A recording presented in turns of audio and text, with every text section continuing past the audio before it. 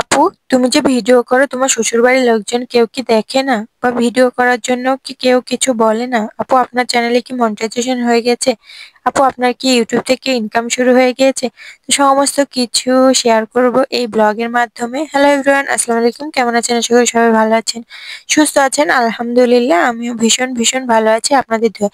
প্রতিদিনের মতো আবারও একটা নিউ ব্লগ নিয়ে চলে আসছি। আজকে সকাল সকাল অল্প কয়েকটা মাছ পেয়েছে, যেটা শাশুড়ি মা কেটে নিচ্ছে। আমি বলেছিলাম আমি মাছগুলো কেটে দিব কিনা, তো শাশুড়ি মা বললো অল্প কয়েকটা মাছ যেটা আমি নিজেই কেটে নিতে পারবো, তুই রান্নাগুলো করে নে। হুজুর, ছোট হুজুর যে আসে সে তো চলে গিয়েছে বাপের বাড়িতে, মানে মায়ের কাছে। তো ও দুদিন আসবে না, আর আমার রান্নারও অত তাড়াহুড়ো নেই। তারপরও রুটি করব, তো সকাল সকালই চলে আসলাম সমস্ত বাসি কাজকর্মগুলো সেরে। আর রান্না করতে আসলে গ্রামের বাড়িতে অনেক কাজ থাকে, যে শুরুতেই যে রান্নায় বসে যাব সেটা না, সমস্ত কিছু তো রেডি করতেও সময় লাগে। তারপরেও আমি এখন সকাল সকাল রান্না তরকারি মানে তরকারি আর কোনোটাই করব না, যেটা আমার আগের বাসি তরকারি আছে সেটা দিয়ে আজকে চালিয়ে নেব। তারপরেও আমার ছাই তোলা হয়নি, সমস্ত রান্নাঘরে এসে গোছগাছ করে নিচ্ছে। তো ২-৩ দিন ধরে আমার ছাই তোলা হয়নি। আমার চুলাটা বন্ধ চুলা, আর নিচে অনেকটা গর্ত করে রাখা, যেটাতে ছাই পড়লে ২-৩ দিন ইজিলি থেকে যায়।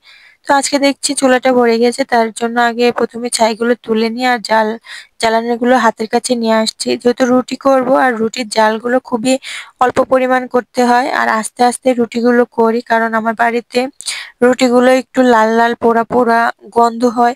সেই রুটিগুলো খেতে সবাই পছন্দ করে আর মচমচে হয়। আর রুটি যখন করি সেরকম ভাবে একটু সময় নিয়ে মচমচে করে রুটিগুলো করে দিতে হয়, সবাই পাশে বসে গরম গরমই খায়। তো সেভাবে যেহেতু আজকেও খাবে, তো রাতে যেহেতু আমি নুনে পোড়া তরকারিগুলো এখন জাল দিয়ে নিব। অনেকটা তরকারি রয়ে গেছে, আর রাতে অনেকটা ভাত বেঁচেছিল, যেটা আমার শ্বশুর আব্বু খেয়ে পানি দিয়ে রাখছে। তো আমি, আমার শ্বশুর মশাই, আমার শাশুড়ি মা সবাই পান্তা ভাত খেতে পছন্দ করি। বাকি আরো দুজন আছে যারা পান্তা ভাত খায় না, যার কারণে রুটি করছি। নইলে আমার রুটি করার প্রয়োজন ছিল না, সকালবেলা সবাই এটাই খেয়ে নিত। আর খুব তাড়াতাড়ি দুপুর দুপুর রান্না করে ফেলতাম। তো তারা যেহেতু খাবে না, আর আমরাও দুটো একটা করে খেয়ে নেব। তো রুটি করব, তো তরকারিগুলো আগে ১ম এ একটু জাল করে নিচ্ছি। আর আমি নুনে পোড়া তরকারি করেছি রাতে, তো অনেকটা করে পানি দিয়ে নিলাম। রাতে সমস্ত বকা আমার শাশুড়ি মাই শুনেছে, কারণ আমি ঘুমিয়ে পড়েছিলাম। এখন যেহেতু জেগে আছি, আর তরকারিটা যদি ঠিকঠাক করে না রাখি, আর রুটিতে তো একটু লবণ দিতে হয়, আরো লবণের পরিমাণটা বেশি লাগবে। যার কারণে আমি তরকারিতে একটু লবণের পরিমাণটা বেশি দিয়ে জাল করতে দিয়ে দিয়েছি। হয়ে গেলে নামিয়ে রুটি করে নেব। তো এই ফাঁকে আমি আটাটা একটু ছেনে নিচ্ছি। তো অনেকে প্রশ্ন করেছে, আপু তোমার শ্বশুর বাড়ির লোকজন কি ভিডিও দেখে না? হ্যাঁ, আমার প্রত্যেকটা ভিডিও তারা দেখে। আর কিছু কি বলে না? উম তেমন কিছু বলে না। আর আমি ১ম অনেক কিছুই বলতো, মানা করতো, বা এটা ঠিক না সেটাও বলতো না তা না।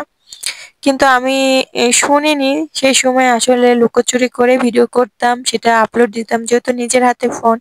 আর আমি একাই কাজকর্ম করতাম। তো কখন কিভাবে ভিডিও করি সেটা বুঝতে পারতো না। আর সেই ভিডিওগুলো আমি নিজেই এডিট করতাম, নিজেই আপলোড দিতাম। তো অনেকদিন ধরে তারা আসলে জানতোই না যে আমি ভিডিও আসলে শুরুতে করতাম। তো সমস্ত কিছু যখন মনিটাইজেশন হয়ে যায়, অনেকে প্রশ্ন করেছে, আপু তোমার কি মনিটাইজেশন হয়ে গিয়েছে? হ্যাঁ, আমার অনেকদিন আগে মনিটাইজেশন হয়েছে। তো সেই সময় মনিটাইজেশনের জন্য যে অ্যাপ্লিকেশন, মানে একটা খাম আসে অ্যাডসেন্স, তো সেটার জন্য আমি এপ্লাই করি। তো তখন যেহেতু আমি বাহিরে খুব একটা কম যাই, বাড়ির মধ্যেই থাকি, তো এই অ্যাডসেন্স পিনটা আনার জন্য আমি বাড়ির ফ্যামিলিকে বলি। তো তখন থেকে সবাই জানতে পারে যে আমি ভিডিও করি। তখন সবাইকে দেওয়া হয়, লিংক দেওয়া হয়। তো কি নামে চ্যানেল খোলা সেটা দেওয়া হয়। তখন থেকে তারা জানতে পারে যে আমি ভিডিও করি। তো এই হচ্ছে কাহিনী। তো এখন আর তেমন কিছু বলে না, আর আমি আহামরি তো খারাপ কোনো ভিডিও আপলোড করি না।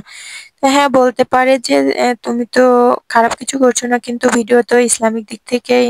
তো আমি আহামরি পর্দা করতে পারি না, কারণ আমি গ্রামে থাকি, অনেক কাজ, মাঠে যেতে হয়, বাইরের কাজ সামলাইতে হয়। তো আমি তো সেভাবে থাকতে পারি না। সেদিক দিয়ে আমার আসলে পর্দা করলে তো সব দিক থেকে করা উচিত, বাড়ি থেকে শুরু করে বাহির পর্যন্ত।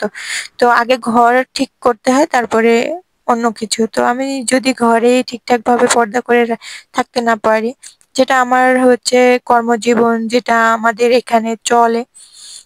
তো ওটাই আসলে নিয়ন্ত্রণ করতে পারলে ভালো, সেটা একটা দিক। তো যেটা হয় না সেটা তো আর বলে লাভ নেই। তো সে ক্ষেত্রে আমাকে তেমন কিছু বলে না। হ্যাঁ, এখন আর বলে না, আবার মাঝে মধ্যে বলে। তো তারাও সেরকম ভাবে ভিডিওতে আসতে চায় না। তো এই তো আজকে দেখো কত বড় একটা খাসি। আসলে খাসির কাহিনীটাকে বলি একটু।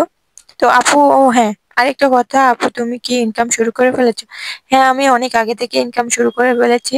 তো আমার মান্থলি ইনকাম চলেও আসে। তবে সেটা ডিপেন্ড করে আমি কিভাবে ভিডিও করছি, মানে কি ধরনের ভিডিও করছি, বা সেই ভিডিওর ভিউজ কত। তো সেইটাই। তো আমি যেহেতু আহামরি খুব একটা ভালো কোনো ভিডিও আপলোড দিতে পারি না, যতটুকু দেই আলহামদুলিল্লাহ আপনারা অনেক আমাকে ভালোবাসেন, ভিডিওগুলো দেখেন, সে তুলনায় আমার মান্থলি ইনকাম একটা চলে আসে। তো এটাই। তো আমার মান্থলি ইনকাম চলে আসছে। তো এই তো দেখো খাসির ব্যাপারটা বলে, এটা হচ্ছে একটা কুমড়, তো অনেকেই চেনো। তো এটা হচ্ছে চাল কুমড়া, যেটা এখনো 1 মাস গাছে থাকতো। তো একটা গাছে এটা হয়েছিল, কুমড়ের গাছটা তুলে দেওয়া। তো এর থেকে অনেক বড় একটা আছে। তো এটা মাটিতে পড়ে ফেটে পড়ে আছে। তো এক বড়বার রাস্তাতে যাওয়ার সময় বলছে যে তোদের দেখে একটা সাদা খাসি মরে পড়ে আছে। আমি ১ম এ বুঝতে পারিনি, কারণ আমার তো কোনো সাদা খাসি নেই, বাড়িতেই কোনো খাসি নেই। তো এই কথা কেন বলছে? পরে শাশুড়ি মা বলছে, "দেখে মনে হয় কোমর পড়ে পড়ে আছে।" তো শাশুড়ি মা ১ম এ চলে যায়। তো ও আমিও পিছন, পিছন যাই। গিয়ে দেখছি যে ফেটে আছে, সেটা নিয়ে চলে আসছি। তো ফাটা কোমর তো আর রেখতে পারবো না। কয়েকদিন পরে তো আবার কুমড়ো বড়ি দিতে হবে। আমাদের তো প্রায় ৭ থেকে ৮ কেজি, ১০ কেজি এরকমও কুমড়ো বড়ি দেওয়া হয়। তো অনেক কুমড়োর প্রয়োজন হয়। প্রতি বছর তো আমার ননদ দেয়। তো এই বছরের ননদের খুব একটা নেই। ননদকে আমাদের এবার দিতে হবে। আর তাছাড়া আমাদেরও যেহেতু খেতে হয়, তো কুমড়গুলো নষ্ট করতে তো পারবো না। তো ভাবছি যে কুড়ে ফ্রিজে রেখে দেবো, এই তো আর কয়েকদিন পরে কুমড়ো বড়ি দিব। আমাদের ১ম থেকে শুরু হয়ে যায়। ১ কেজি থেকে শুরু হয়। তো ১ম ১ কেজি দিয়ে খাওয়া শুরু করি। পরে ২ কেজি, ৩ কেজি, ৪ কেজি এরকম করে দিতে থাকি। তো এই তো দেখো কুমড়গুলো আমি কেটে নিয়েছি। এখন সুন্দরভাবে ধুয়ে নিচ্ছে শাশুড়ি মা। তো আমরা দুজন মিলেই করে নেব। কারণ অনেকটা তো, অনেক বড় কুমড়, আর আমার হাত কামড়ায়। তো তার জন্য বলল যে আমি একটা প্লেট চেয়ে নিয়ে এসে দিচ্ছি। বাড়ির পাশ থেকে একটা প্লেট চেয়ে নিয়ে এসে দিচ্ছি। তো সেটা ফুটো করা, আর একটা টিন হচ্ছে ফুটো করা। তো এই তো এটা দিয়ে এভাবে করলে খুব তাড়াতাড়ি হয়ে যায়। আর কারা কিভাবে কুড়োয়, মানে কুমড়গুলো এরকম কুড়ে নেয়, আবার ঝিনুক দিয়েও কুড়ে নেয়। তো ঝিনুক দিয়ে অনেক দানা দানা হয়। তো ওটাও ভালো, কিন্তু ঝিনুক দিয়ে কুড়তে গেলে অনেক সময় লেগে যায়। তো আমরা ওইভাবেই কুড়ে শাশুড়ি মা ওইদিকে পরিষ্কার করে ফ্রিজে রেখে দিচ্ছে চিপে, একটু ন্যাকড়া দিয়ে চিপে সুন্দর করে ফ্রিজে রেখে দিচ্ছে। তো এই তো কয়েকদিন পরে কুমড়ো বড়ি দেবো। আজকেও কুমড়ো বড়ি রান্না করব। অনেকে কুমড়ো বড়ি খেতে পছন্দ করে। আমাদের সারা বছরই প্রায় টুকটাক খাওয়া হয়, কারণ ফাল্গুন মাসের দিকে গিয়ে কুমড়ো বড়ি দেওয়া হয় ২ কেজি, ৩ কেজি। ওটা আমরা সারা বছর খাই, রোজার মাসের থেকে শুরু করে। রোজার মাসে আসলে মেনলি খাওয়ার জন্য। তো এখনো অনেকটা রয়ে গেছে। আর অল্প কয়েকটা আছে, ২-৩ বার খেলেই ফুরে যাবে।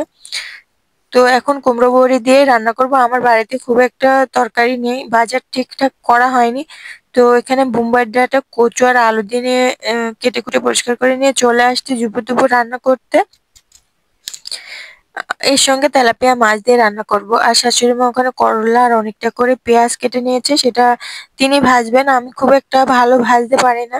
আর ভাজলে হয়তো সে খেতে চেয়েছে, তার মন মতো না হলে আসলে ভালো লাগবে না। তো তার জন্য ভাবলাম যে সেই ভেজে নেবে। ওদিকে নামাজ পড়তে চলে গেছে, আর আমি এদিকে চলে আসছি রান্না করতে।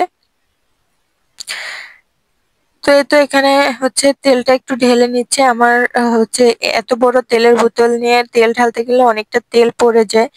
আর আমার মাসে না অনেকটা তেল লেগে যায়। আর শাশুড়ি মা একটু রান্না করলে তারা একটু যেহেতু সেকেলে আর সংসারের প্রতি একটু দায়িত্বশীল, তো তারা একটু কম খায়। আর আমরা বউ মানুষ তো একটু বেশি হয়ে যায়। তো ৫ লিটার তেল মাত্র কয়েকদিন হলো নিয়ে আসতে, দেখো ফুরায় গেছে কিভাবে। তারপরেও একটা কথা, আমি এর মধ্যে একটু পিঠা বানিয়েছিলাম, পুলি পিঠা, সেটা আপনাদের সঙ্গে শেয়ার করেছি। তো তার জন্য আর একটু বেশি ফুরায় গিয়েছে। তো আবার তেলের বোতলে আমি ছোট একটা বোতলে ঢেলে নিচ্ছি, যাতে অল্প একটু পরিমাণে পড়ে। তো মাছটা ১ম এ ভেজে নিব। ফ্রিজের মাছ যখন হয় তখন আমরা ভেজে রান্না করি। অনেকে বলে যে আপু তোমরা তো কাঁচা মাছ রান্না করো, এভাবে রান্না করো। তো আসলে প্রত্যেকটা মানুষের চয়েস থাকে, আর যারা যেভাবে খেয়ে অভ্যস্ত তারা কিন্তু সেভাবে খেতে পছন্দ করে। অনেকে ঝাল খেতে পছন্দ করে, আবার কারো তরকারি যদি ঝাল না হয় সেটা কিন্তু সেই মানুষটা খেতে পারে না। আর যারা আবার ঝাল খায় না তারা আবার অতিরিক্ত ঝাল কিন্তু খেতে পারে না।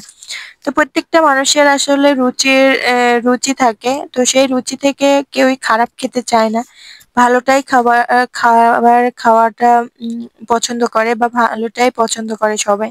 তো সেখান থেকে আসলে সবাই বলে যে তোমরা কিভাবে রান্না করো, ওটা খেতে পারে না। আসলে তাদের রুচিতে যদি হয় তারা তো বেস্টটাই চিন্তা করবে, তাই না? তাদেরও তো একটা মুখের রুচি থাকে। আমরা সবসময় কাঁচা তরকারি রান্না করি তখনই যখন টাটকা মাছটা নিয়ে আসা হয়। আর সেই টাটকা মাছ কাঁচা অবস্থায় রান্না করলে সেটা বেশি ভালো লাগে। আর থেকে বের করলে ফ্রিজেরটা একটু গন্ধ করে বা শুটকি মতো হয়ে যায়। তো সেটা ভেজে না রান্না করলে ভালো লাগে না। তো প্রত্যেকটা জিনিসই আমরা খাওয়ার চেষ্টা করি। আসলে একেক সময় একেকভাবে রান্না করে খেয়ে আসলে কোন তরকারিটা আ বেশি টেস্টি হয় সেটাও আমরা মাঝে মধ্যে খেয়াল করি। তো যেটা যখন দেখি যে এইভাবে রান্না করলে বেশি ভালো হয়, তখন আমরা পরপর ওইভাবে রান্না করার চেষ্টা করি। তো চয়েস তো সবারই থাকে, আর মুখের টেস্টে জিহ্বা কখনো খারাপ কিছু পছন্দ করে না। সবথেকে হচ্ছে জিহ্বাটা হচ্ছে টেস্টি দেখে, স্বাদটা দেখে। তো কারোরই আমার মনে হয় না সেটা গরিব হোক, বড়লোক হোক, জিহ্বাটা সবসময় স্বাদে যেমন মৃত্যুর পরে ওই তো মাটিটাই যেমন, এটা হচ্ছে নির্দিষ্ট যে মাটির নিচে যেতেই হবে। তো জিহ্বা গরিব বড়লোক কোথাও দেখে না। প্রত্যেকটা জিহ্বারই কিন্তু টেস্ট আছে, স্বাদ আছে। তো জিহ্বা কখনো খারাপ কিছু পছন্দ করে না। তো এখানে এই তো দেখো আমি তরকারিটা কষিয়ে নিচ্ছি। আজকের তরকারি তো এই তো সিম্পল, তেমন কিছু ছিল না, শুধুমাত্র কচু আর আলু ছিল। তো যার কারণে বোম্বাইয়ের ডাঁটা তুলে নিয়ে এসে তো এখানে কষিয়ে নিচ্ছে। আর এই তো করলা ভাজি, অনেকটা করে পেঁয়াজ, সেটা কাটাও হয়নি, আমি বসি কেটে নিব। আর শাশুড়ি মা এসে ভেজে নেবে। সে আসলে আমি তারপরে যাব, যার কারণে তাড়াতাড়ি করে নিচ্ছি। তো এই তো কুমড়ো বড়ি আর এখানে ডাঁটা দিয়ে পানি দিয়ে ঝোল দিয়ে নিয়েছি। কষানোর পরে এখন মাছগুলো ছেড়ে দিচ্ছি, দিয়ে নামিয়ে নেব। তো এই তো প্রায় আমার রান্না শেষ। আর এখন গোসল করে বাকি কাজগুলো সেরে এখন চলে আসবো খেতে। খুবই খিদে পেয়ে গিয়েছে। আর রান্না করতে করতে অনেকটা সময় লেগে গিয়েছে। তো দেখো এই তো আমার রান্না শেষ, ডান। আর এখন খেতে বসে পড়েছি। তো সারাদিন পর তৃপ্তি করে খেলে কিন্তু ভালোই লাগে। তাহলে আজকের মতো এই পর্যন্ত। সবাই ভালো থাকবেন, সুস্থ থাকবেন। আল্লাহ হাফেজ।